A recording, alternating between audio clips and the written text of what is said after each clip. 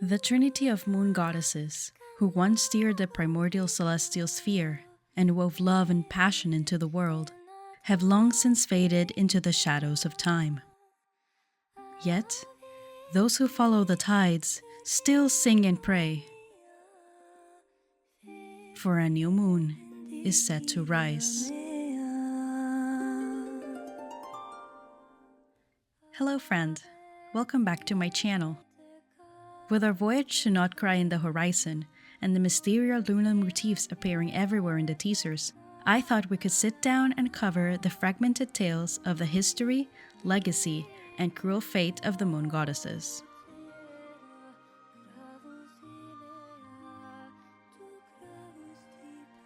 The origin of the moon goddesses goes back to the old world, when dragons were the sovereigns of the land. The Dragon King Nibelung had dreams of taking his kind beyond the stars, so he raised the moons to rule in his stead while he traveled. 3 moons rose into the sky, and there was a 4th moon that failed to be and did not rise, with her remains slumbering in the ocean. Folk tales from Liyue say that these jade-crowned moons were named Aria, Sonnet, and Canon, 3 sisters that lived in their lunar palaces and traversed the heavens in a silver chariot, alternating sovereignty thrice a month. It was said in these tales that the sisters loved each other deeply, but as we know, in Teyvat, not everything is as it seems.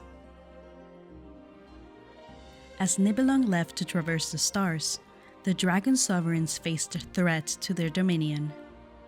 A force from beyond, whom we know as the heavenly principles, descended upon Teyvat and challenged the dragon's rule. The Pyro Sovereign and the 11th Dragon Lord went up to the lunar palaces to seek their help, but the sisters would not, or could not, speak. The moons were now under the control of the heavenly principles, which the dragons saw as the utmost betrayal. With the dragons quelled, the heavenly principles established a new order for the world, creating humankind and the angel race to serve as their divine envoys. The humans grew to follow and worship the moon goddesses, so the heavenly principles and the sisters created the moon wheels, so humans could channel the primordial lunar energy to manipulate the elements and use the moon wheels to communicate with the goddesses. Then came a time of relative peace, but what would happen next would seal the fate of the Moon Sisters forever. A voyager came from beyond the stars and made contact with the first of the angels. The angel and the voyager fell in love, something that was forbidden by the heavenly principles, as angels were meant to love all creatures equally. The first angel broke from the overlord's control and pledged an oath of union with the voyager to rebel against the heavenly principles. Yet, this moment of betrayal did not go unwitnessed, for at that very moment, the heavenly moons peered down from the cloak of clouds, a longing still more audacious rising within them. And so, the Great War of Vengeance began. The Voyager and the Sealies rose against the heavenly principles. Nibelung, who came back to Teyvat and saw his realm at war, brought with him forbidden knowledge to fight the heavenly principles. The Great War devastated the land and even destroyed ley lines in some areas. The heavenly principles defeated Nibelung at a great cost, and the sovereigns were either themselves defeated or fled. This devastation also reached the Moon Sisters.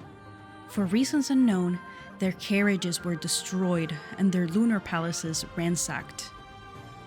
Here is where the legends differ. One tale says that the sisters turned on each other and perished, while others claim that only 2 moons died in the conflict. Some others even say that the Moon Sisters were martyred. However, the Song of the Welkin Moon says that when the eternal moon fell, the heavens and the earth were thrown into chaos. When the iridescent moon shattered, The crimson shadow sank into the abyssal sea. The frost moon, overcome with grief, would never leave her palace again. And then the frost moon ceased to turn. The heavenly principles, greatly weakened by the war, sought to reset the world by casting down their celestial nails to mend the land, but devastating the civilizations that lived there. And thus, with this devastation, the three Moon Sisters parted by death. The shattered remains of two of them still float in the false sky, while the third, devoid of life, still remains, although its will has not dissipated. Yet not all is lost, for a new moon is set to rise.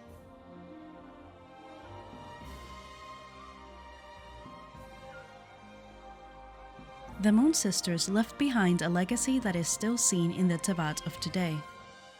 The wolves are said to be the children of the moons, who still mourn their mothers. The Nilotpala flowers bloom in the moonlight, saluting the moons every nightfall.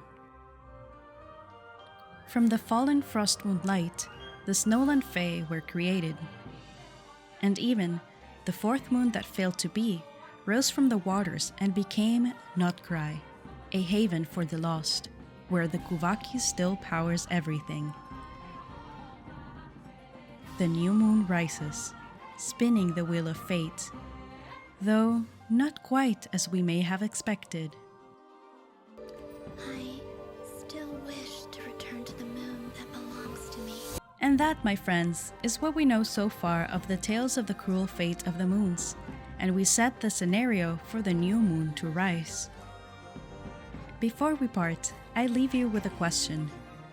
Do you believe Columbina is truly the new moon? Or could she be masquerading as something more sinister? As always, thank you for navigating Teyvat's history with me. If you're interested in more Genshin lore, feel free to let me know in the comments if there's a particular topic that you would like me to cover. Don't forget to subscribe so you don't miss any future content. Thanks again, and I'll see you next time. Snurfedo, ja, dan, mevrouw, was mij de weer,